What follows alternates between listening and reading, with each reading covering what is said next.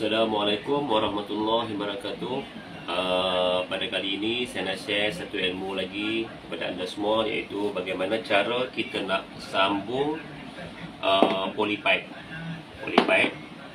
Yang ni yang saiz 25mm, dia besar. Okey. Dia punya soket tu ada yang elbow, ada yang straight, ni soket straight, ada yang soket straight yang gigi dalam.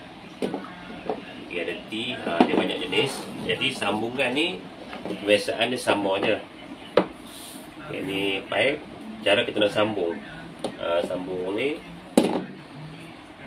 kita buka bahagian dalam, kita tengok bahagian dalam tu ada apa.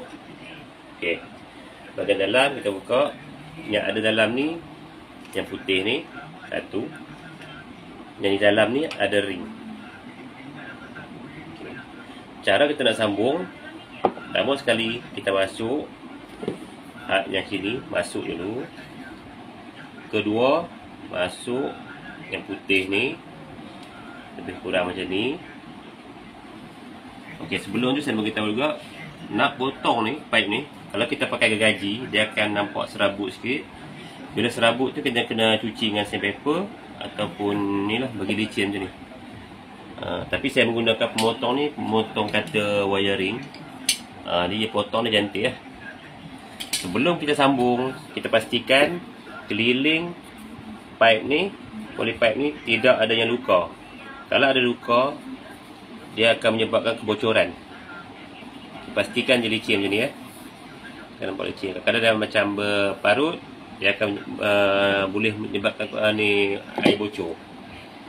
Okey, satu lagi kita nampak ringnya dalam ni. Ring ni kita masuk bahagian sini. Masuk sedikit bahagian sini. Kita tolak rapat. Kita nampak okey.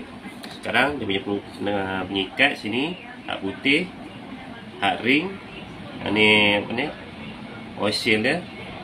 Okay, kita masuk. Kita masuk sini, tekan. Nampak rapat dah. Okey, masuk. Kita masukkan ikat. Ikat macam mana? Kita ikat sehingga ketat. Ketat lagi kita menggunakan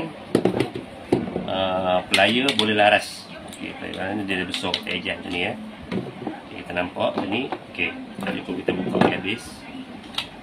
Yang plier ni kita boleh adjust berapa besar kita nak. Ikat kepit, ikat.